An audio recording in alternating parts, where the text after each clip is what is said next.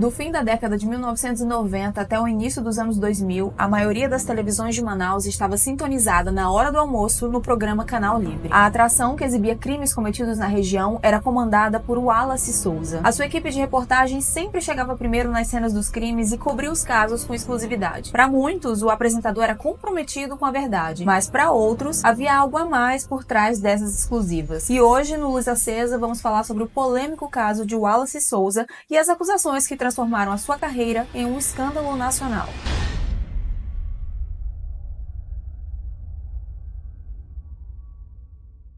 Francisco Wallace Cavalcante de Souza nasceu em 12 de agosto de 58 em Manaus, no Amazonas. Ele tinha mais 4 irmãos e era filho de Lucimar e Maria Odila. A família era considerada pertencente à classe média e sofreu bastante quando um dos irmãos de Wallace perdeu a vida após um longo envolvimento com drogas. Essa fatalidade fez crescer dentro de Wallace uma sede por justiça. O seu principal objetivo passou a ser acabar com o tráfico da região. Vale aqui fazer um recorte e destacar que Manaus é considerada pelos brasileiros como a capital mais perigosa do país. Um levantamento realizado por uma organização não governamental mexicana apontou que a capital amazonense é a 21ª cidade mais violenta do mundo. De acordo com o portal UOL, a cidade apresenta altas taxas de pobreza e o seu crescimento desordenado em termos de população e estrutura urbana gerou consequências como violência e a degradação ambiental. Além disso, o município apresenta um grande índice de desigualdade social entre a sua população. E o caso de hoje aconteceu nesse cenário. Vamos traçar uma breve linha do tempo aqui com os acontecimentos mais marcantes na vida de Wallace de Souza. Em 79, por volta dos seus 21 anos, Wallace já tinha diploma em administração,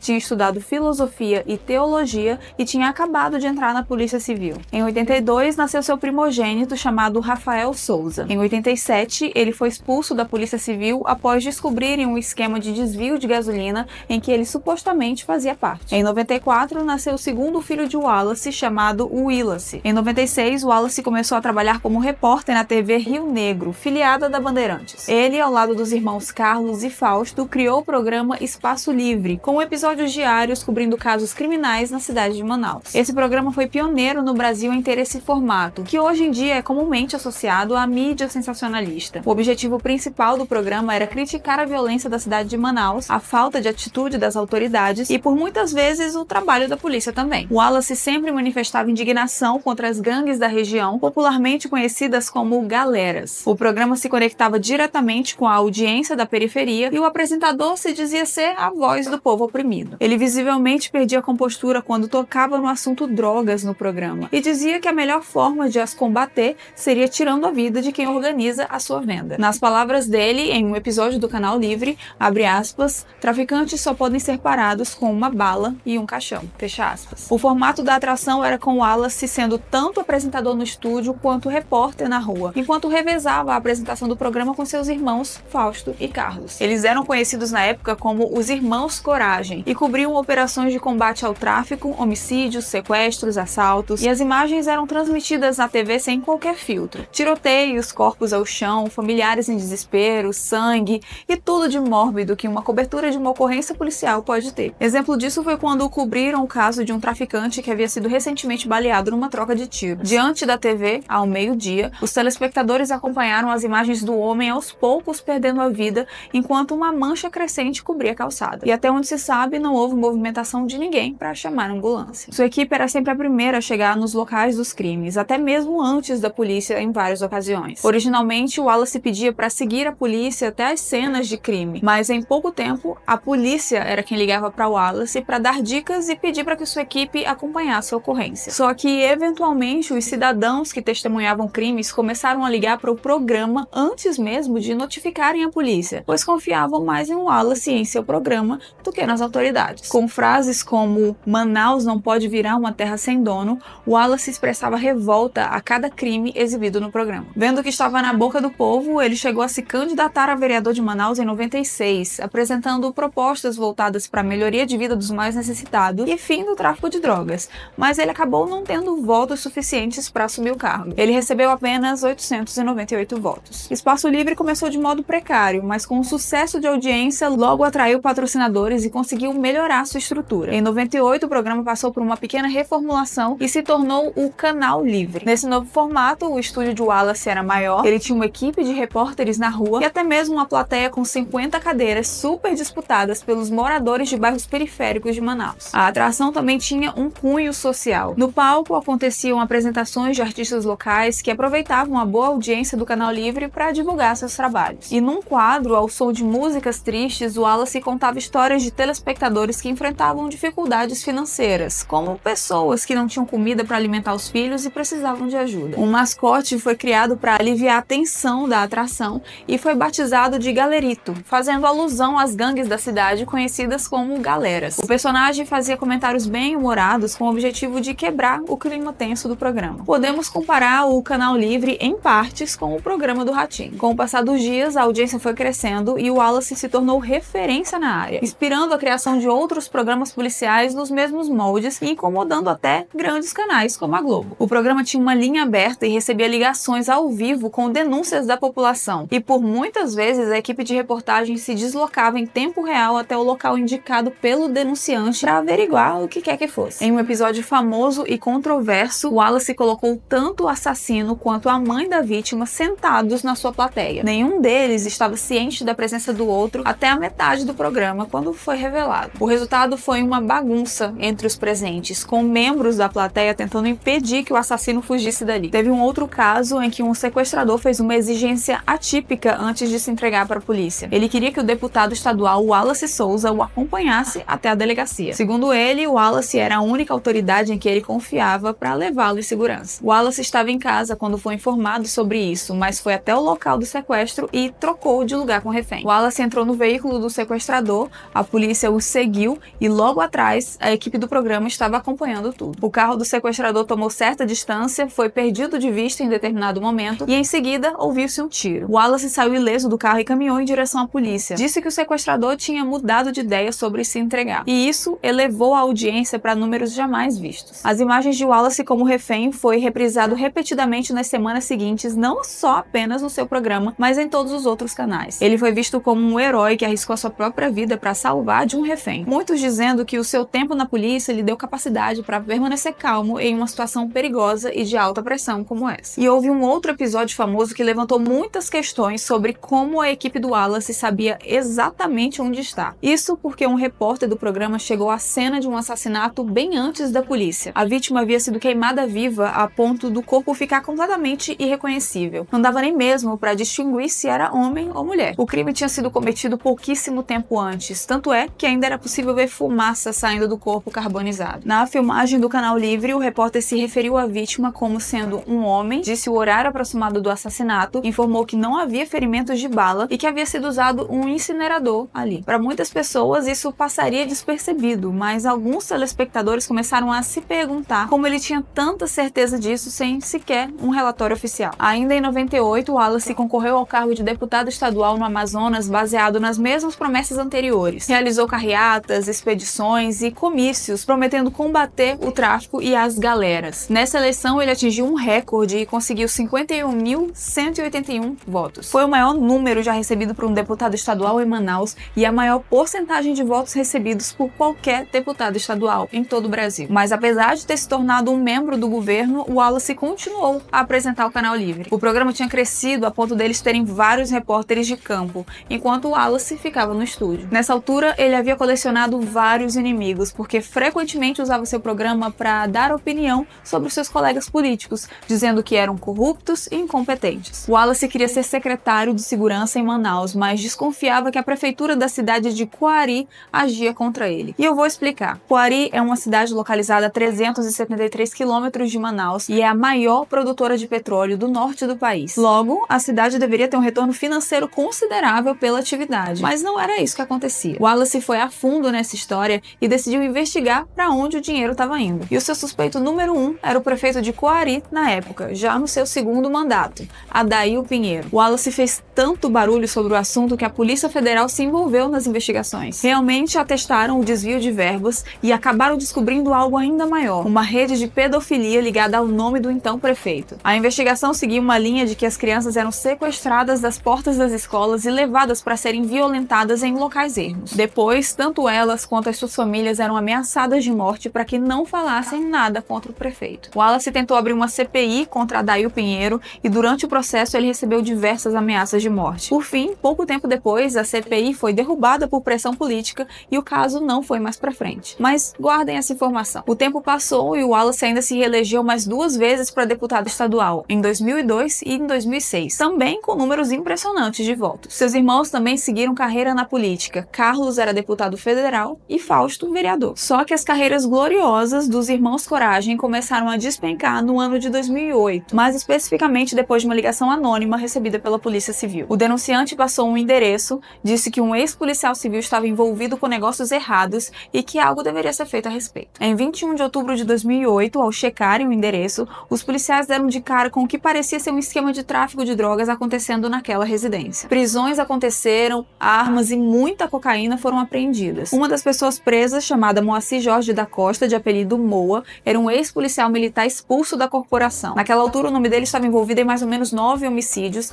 e era investigado por formação de quadrilha, tráfico de drogas, ameaça a testemunhas e porte ilegal de armas. Como ele tinha vários inimigos na cadeia e temia ser morto caso fosse preso, Moa tentou subornar os policiais com 10 mil reais para que fizessem vista grossa sobre a sua presença ali. Ao ser perguntado de onde ele tiraria todo aquele dinheiro, Moa disse que o patrão dele arrumaria. O secretário de inteligência da época, chamado Tomás Vasconcelos, recebeu um pedido de Moa para que tivesse uma acomodação diferente na prisão. Mas para isso, Moa precisou falar. Ele relatou que tudo começou quando ele participou de uma reunião na casa de Wallace Souza, que na época já era deputado estadual. Disse que o político e apresentador deu ordem para que seu grupo de crime organizado agisse na cidade de Manaus roubando, tirando a vida de quem quer que fosse, agindo com bastante violência e que, enfim, instaurasse o caos na cidade. O objetivo de Wallace era alavancar os números da audiência do seu programa, cobrindo todos esses casos. Moa disse ainda que a equipe do Canal Livre chegava primeiro nos locais dos crimes porque a cena toda era organizada por Wallace. Para provar seu ponto, Moa forneceu detalhes de um caso que ganhou muita notoriedade na época: a morte do Alessandro Coelho, conhecido como Bebetinho. Ele era um dos líderes de uma das organizações criminosas mais perigosas de Manaus. Ele disse que o Wallace e o seu filho mais velho, Rafael, tinham planejado tudo. E quando essa versão do Moa foi veiculada na mídia, não se falava em outra coisa, não só em Manaus, mas no Brasil inteiro. Wallace disse numa sessão na Câmara dos Deputados que ele sequer conhecia Moa e que aquilo tudo se tratava de uma perseguição política.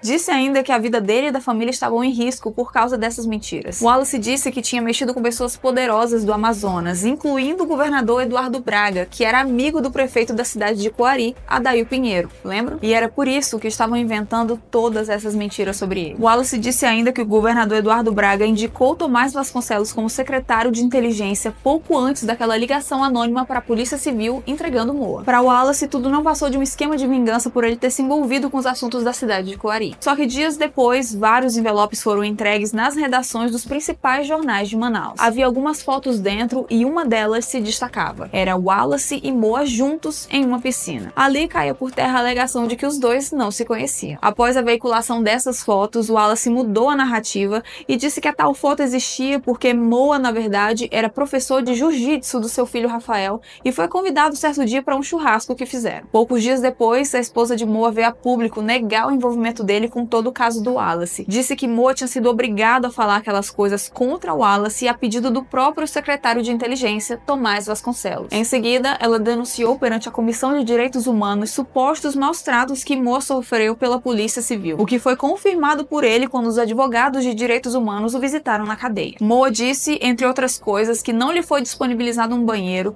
que fazia as necessidades no chão, que foi obrigada a dizer formalmente todas aquelas acusações contra o Wallace, que realmente ia na casa dele, mas era para churrasco, só por ser professor do Rafael. Nessa altura, as pessoas estavam bem divididas. Algumas acreditavam na primeira versão de Moa e outras, em sua maioria os fãs do programa, achavam que realmente estava sendo orquestrada uma grande perseguição contra o Wallace. Moa estava preso na Polícia Federal do Amazonas junto com mais uns 30 presos. Em 27 de fevereiro de 2009, 4 meses depois de sua prisão, uma explosão aconteceu na área de custódia da Polícia Federal, justo onde Moa estava. 3 peritos morreram e o prédio sofreu alguns danos. Os veículos de comunicação logo divulgaram que alguém estava tentando silenciar Moa, mas a polícia confirmou logo logo depois que na sede da Polícia Federal de Manaus ficavam guardadas bombas de fabricação caseira apreendidas nas operações. A investigação concluiu que naquele momento alguns policiais estavam mexendo nas bombas com o objetivo de desarmá-las, mas elas acabaram explodindo. Moa não foi atingido pela explosão, mas foi transferido de lá para um local não divulgado. Ele foi ouvido em mais algumas oportunidades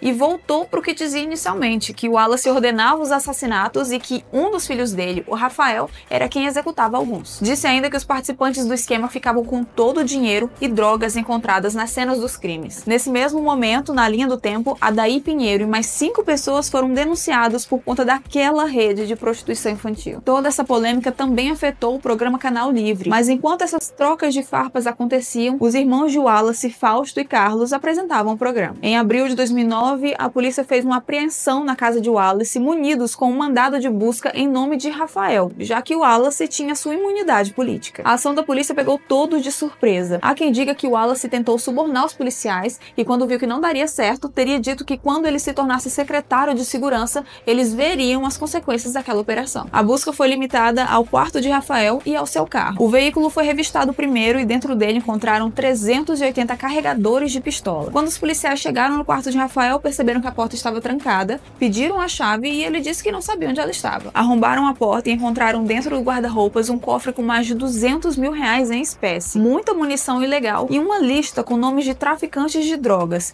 e alguns deles já tinham sido mortos nos anos anteriores e abordados no programa Canal Livre. Também encontraram várias cápsulas de balas que logo foram associadas às balas que tiraram as vidas dos traficantes daquela lista. A suspeita é que elas foram retiradas das cenas dos crimes para evitar que fossem coletadas como evidência. Rafael, na época com 26 anos, assumiu que era dono dos materiais e recebeu voz de prisão. Nesse momento houve um grande tumulto, os seguranças do deputado tentaram impedir que a imprensa registrasse o fato e chegaram até a jogar lençóis em cima das câmeras. Após a prisão, Rafael passou mal e foi levado para um pronto-socorro da região. Ele negou participação nos crimes e disse que não conhecia Moa. Numa audiência realizada dia 10 de junho de 2009, o Wallace declarou sua inocência. Disse que perdeu um irmão para as drogas e que jamais se beneficiaria dela, se referindo aqui às acusações de orquestrar os crimes para depois cobrir em seu programa. Dias depois disso, a esposa de Moa mudou a sua versão. Lembra que ela disse que Moa foi coagido pelo secretário de segurança para dizer que o Wallace comandava tudo? Pois bem, dessa vez ela disse que tinha recebido dinheiro do Wallace por meio do Rafael. Foram R$5 mil e 2 passagens de avião por mês para visitar Moa na cadeia se ela desse um depoimento que ajudasse o Wallace a sair do foco da acusação de Moa. Ela também desmentiu seu depoimento inicial, em que disse que Moa foi torturado. Ela reforçou que nunca presenciou nenhuma tortura. Nesse meio tempo, o nome do coronel do alto escalão da Polícia Militar, Felipe Arce, foi atrelado ao caso. Através de interceptações telefônicas, descobriu-se que o Wallace verificava diretamente com o Felipe se os crimes aconteceriam mesmo, para que ele se organizasse para estar no local, no momento certo. O nome do traficante Franquezinho do 40 também foi mencionado nesse caso. Ele estava naquela lista encontrada no quarto do Rafael. Franquezinho comandava a zona sul de Manaus e era conhecido como um dos mais perigosos traficantes da capital. Depois da divulgação do descobrimento dessa lista, Franquezinho sumiu por algumas semanas. Quando finalmente apareceu, concedeu uma entrevista a um canal de televisão e disse que não conhecia o Wallace ou Rafael, que só conhecia eles do programa Canal Livre. Mas logo ele mudou sua versão. Ao ser preso, disse em depoimento que tinha que desembolsar R$1.500 por semana para o pessoal do Canal Livre para não ser mostrado demais nas reportagens. Os advogados e a irmã de Wallace saíram em sua defesa a respeito disso e falaram que o Wallace queria sim que a polícia pegasse o Franquezinho. Além disso, o programa faturava até R$100 mil com propagandas durante a atração. Sendo assim, os R$1.500 por semana de Franquezinho não fariam diferença. Com essas informações, mais fotos foram divulgadas. Dessa vez, imagens em que Wallace e Franquezinho aparecem juntos numa espécie de reunião no ano anterior. Wallace foi acusado de formação de quadrilha, hoje chamamos de associação criminosa, porte ilegal de arma de fogo e associação para o tráfico de drogas. O dia 1º de outubro de 2009 foi bem importante nesse caso. Foi o dia em que os deputados decidiram sobre o restante do mandato de Wallace, por causa de todas as acusações que rodeavam o seu nome. Foram 16 votos a favor da cassação e 4 contra. Wallace discursou por cerca de 15 minutos em sua defesa, levantou vários pontos contraditórios no caso e até mostrou recibos atestando que os R$200 mil encontrados naquele cofre no quarto de Rafael eram declarados. Só que de nada adiantou. Wallace deixou de ser político e consequentemente perdeu o seu foro privilegiado. Em 2000, eu pedi do secretário de Segurança, Clínger Costa, para investigar o crime organizado. Em 2000. Depois vem a CPI do sistema prisional. Aqui eu investiguei todos os xerifes da cadeia, todos os bandidos. Eu pegava as pessoas de frente e eles me diziam como entra a droga, como sai a droga, como entra a arma, quem facilita a fuga. Então, será se eu não incomodei pessoas com tudo isso? Mas pode ser Roberto, pode ser Natália, que um dia eu não esteja mais vivo.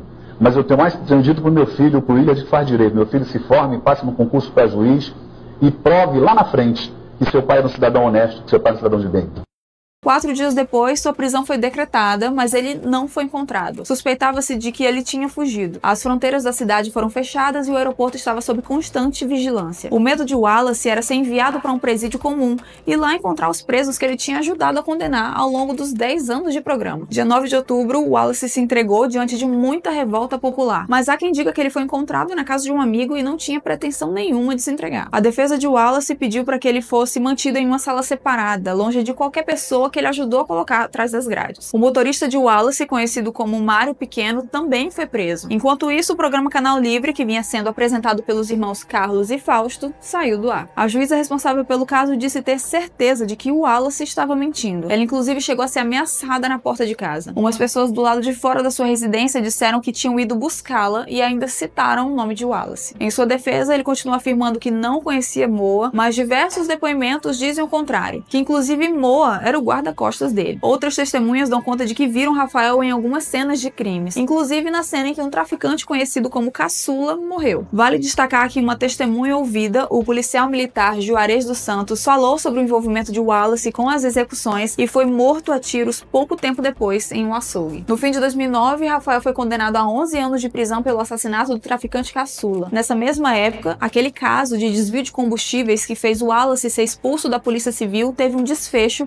após ele recorrer por muitos anos. Ele acabou sendo inocentado por uma decisão judicial e reintegrado ao quadro da polícia. Vanessa Lima foi produtora do Canal Livre e sempre defendeu a inocência de Wallace. Ela inclusive levou até os promotores do caso a gravação de uma ligação que recebeu. Nela, Patrícia, irmã do Frankzinho, disse que sabia que quem tinha matado um traficante chamado Bebeto não tinha sido Wallace. Nesse meio tempo, havia um boato de que Frankzinho mandaria matar pessoas da Força Tarefa, mas como ele estava preso, mandaria outra pessoa fazer isso. Patrícia, a sua irmã, essa mesma que ligou para Vanessa. Patrícia foi presa e na sua casa encontraram dinheiro em espécie e muita cocaína. Tomás, secretário de segurança, conversou com Patrícia e ela disse que a ideia era realmente matar alguém da Força Tarefa. Como ele, por exemplo, que tinha um cargo bem visado por todos e, segundo ela, se morresse, os outros policiais teriam medo e a investigação iria acabar. Tomás, inclusive, passou muito tempo longe da família com medo de retaliações. Patrícia disse ainda que a Vanessa, a produtora, fazia parte de todo o esquema criado por Wallace. E além disso, falou que recebeu um bom dinheiro da Vanessa para fazer aquela ligação, dizendo que sabia que quem tinha matado o Bebeto não tinha sido Wallace. Ela sabia que seria gravada. A defesa de Wallace alegou que todas as testemunhas que depuseram contra ele eram traficantes e que seus depoimentos não deveriam ter credibilidade. Já Vanessa disse que foi até o Ministério Público para prestar depoimento e que lá pediram para que ela ficasse mais um pouco para falar com alguém de um cargo superior. Segundo ela, lhe disseram que caso ela depusesse contra Wallace, ela sairia daquela situação, mas como ela não fez isso, acabou sendo presa. Vanessa foi indiciada por associação ao tráfico de drogas e acabou dividindo a mesma cela que Patrícia. Em março de 2010, Vanessa foi absolvida. Já livre, disse que antes de sair, Patrícia a chamou num canto e pediu perdão. Disse que tinha sido humilhada pela polícia antes de ser presa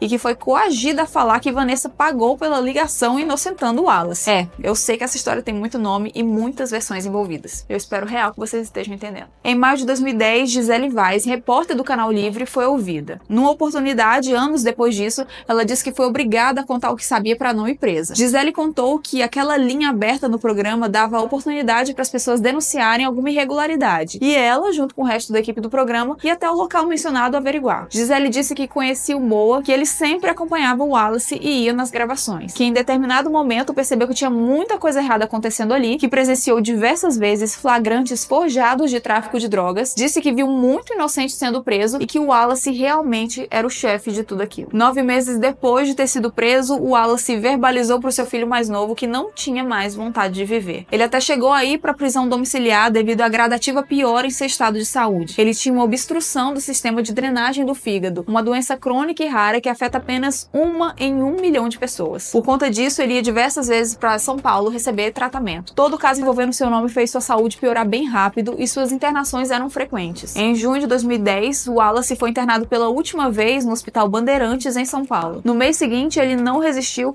e faleceu após uma parada cardíaca aos 51 anos. A chegada do seu corpo no aeroporto de Manaus foi marcado por muita comoção dos familiares, amigos e fãs que acreditavam na sua inocência. Seu velório aconteceu num ginásio e foi assistido por mais de 5.000 pessoas. Em razão da sua morte, foram suspensos todos os processos penais contra ele, todos ainda em fase inicial. No ano seguinte, Patrícia, irmã do Franquezinho, saiu do presídio e foi morta a tiros momentos depois. Em junho de 2012, começou o julgamento de Rafael, Moa e Mário Pequeno, o motorista do Wallace. Todos eles foram a júri popular. Quando chegou a vez de Moa falar, adivinhe só. Ele mudou todo o depoimento mais uma vez. Agora ele negou qualquer participação do Wallace nos crimes e acusou Tomás, o secretário de segurança, de mandá-lo criar uma versão dos fatos em que o Wallace e seu filho Rafael fossem responsabilizados. Moa disse que ouviu do Tomás, abre aspas, vão te matar no presídio, o melhor é colaborar comigo, fecha aspas. Moa disse ainda que foi torturado e que assinou documentos sem sequer ler o que tinha neles. O motorista Mário alegou que não tinha nada a ver com os crimes e que não sabia informar nada além do trabalho que exercia. Moa e Mário foram absolvidos nesse caso, mas Moa continuou preso porque ele já era condenado por associação com o tráfico. Já a respeito de Rafael, ele foi condenado mais uma vez, já que ele já tinha sido em 2009 e foi novamente em 2012, a 9 anos de prisão por crime de homicídio simples, pela morte do traficante caçula. Em sua defesa, Rafael disse que todas as testemunhas foram coagidas para falar contra ele. No fim do julgamento, Moa deu uma entrevista e disse que aquela foi sua última oportunidade de falar a verdade. Quanto ao programa, ele voltou a ser exibido em abril de 2013, nomeado como Programa Livre, com Carlos Souza, o irmão de Wallace, apresentando. Rafael passou 6 anos na prisão e em 2015 ele passou para o regime semiaberto, trabalhando durante o dia e voltando para a prisão durante a noite, sendo proibido de sair de Manaus. Com esse vídeo chegando ao fim, parece que as reviravoltas desse caso acabaram, né? Mas aguenta aí mais um pouco que temos mais. Em maio de 2015, a juíza Jaísa Frache acusou Rafael de atentar contra sua vida em 2008, quando ela decretou a prisão daquele coronel, o Felipe Arce. Lembram que através de interceptações telefônicas descobriu-se que o Wallace verificava com Felipe se os crimes aconteceriam mesmo para que sua equipe se organizasse para estar no local no momento certo? Pois é, Rafael passou a responder pelo crime de homicídio qualificado por, junto com seu pai, ter orquestrado a morte da juíza. Segundo ela, Rafael teria pedido para um pistoleiro chamado Luiz João Marcelo de Souza matá-la lá em 2008. Por ter se recusado a fazer o serviço, Luiz e Rafael tiveram uma discussão que se repetiu em uma outra oportunidade. Foi aí que Luiz ameaçou delatá-lo ao Ministério Público Federal. E pouco tempo depois disso, ele foi morto a tiros na rua. Também contei aqui mais cedo que Juarez José dos Santos também foi morto depois de dar um depoimento sobre esse caso. Acontece que quem teria matado o pistoleiro Pulga em 2008 foi ele, a pedido de Rafael. Ambas as mortes foram da mesma forma, um tiro na rua e ninguém viu nada. O crime organizado aumentou bastante após a morte de Wallace, o que sugere para muita gente que suas atividades realmente estavam atrapalhando o crime em Manaus. Em 1º de janeiro de 2017, as facções estavam em guerra no estado do Amazonas pelo controle da venda de drogas no norte. Era o PCC contra a família do norte. Nesse mesmo dia, a esposa de Moa foi visitá-lo na prisão e saiu de lá às 15h15. Só que às 16h08, dezenas de membros da família do norte, usando agentes da polícia como escudo humano, invadiram o complexo. Eles foram diretamente para a ala onde estava Moa. Ele foi morto dentro da própria cela, queimado vivo. Além dele, mais 56 pessoas morreram. Descobriu-se depois que ele era um alvo da facção porque ele era um ex-policial, mas há quem acredite que Moa foi morto porque ele foi o principal acusador de Wallace, mas depois voltou no que disse para defendê-lo. O filho mais novo de Wallace se candidatou a deputado federal em 2018, mas acabou não recebendo votos o suficiente. Em janeiro de 2020, ele reviveu o programa com o nome inicial, Canal Livre, só que no formato virtual lá no Facebook. Fausto e Carlos Souza, irmãos de Wallace, foram condenados a 15 anos de prisão pelo crime de associação para o tráfico de drogas. Policiais militares e ex-policiais também foram condenados. Os irmãos permaneceram em liberdade enquanto aguardavam o caso ser analisado por instâncias superiores. E em julho de 2021, os irmãos foram inocentados das acusações de forma unânime. Em um vídeo compartilhado nas redes sociais, Carlos Souza comemorou a decisão da justiça. Essa mensagem que eu quero passar para vocês é, acima de tudo, um agradecimento. É, acima de tudo, um muito obrigado de coração. É, acima de tudo, um agradecimento ao nosso Pai Celestial, nosso Deus, que nos deu esse presente na data de hoje, onde nós fomos inocentados por unanimidade no Tribunal de Justiça do Amazonas. E por coincidência, como é coisa de Deus, amanhã é aniversário de morte do nosso irmão Wallace Souza. E esse presente está sendo dado por Deus, o Pai Celestial, para ele. Depois de 12 anos de sofrimento, 12 anos de injúria, de difamação. 12 anos aonde perdemos gente querida como meu irmão, aonde fiquei com uma depressão muito profunda, aonde minha irmã com vários cânceres de pele, um sofrimento muito, muito intenso. Mas nós temos Deus no coração e a resposta está aí. É milhares e milhares de pessoas nos parabenizando por essa vitória. Essa vitória não é só nossa. Essa vitória é do meu irmão que partiu. Essa vitória é sua que sempre acreditou na gente. Essa vitória é de Deus. Obrigado, gente. Em agosto de 2021, o programa voltou para a TV na Band Amazonas, mas agora com o nome Sinal Livre. Atualmente, o programa continua no ar, com o Wallace acompanhando as operações policiais e notícias de crimes em Manaus. Em certa oportunidade, ele leu uma carta que o pai escreveu no leito de morte e prometeu ser uma pedra no sapato até a verdade sobre a sua família ser finalmente dita. Mas agora eu quero ler uma carta deixada pelo meu pai no leito de sua morte. Antes de falecer, no Hospital Beneficente Português de São Paulo, ele escreveu: não se cala o grito, não se abafa uma história, ainda mais quando construída com verdades e coragem. Mesmo que o poder seja maior monetariamente, indecente, injusto, maior é Deus que não permitirá dormir. O sonho não acabou, não vai acabar assim. O que vem da força do povo jamais vira cinzas. Engana-se quem pensa que é forte, que é o dono do mundo, será julgado igual a todos, sem trono e sem coroa.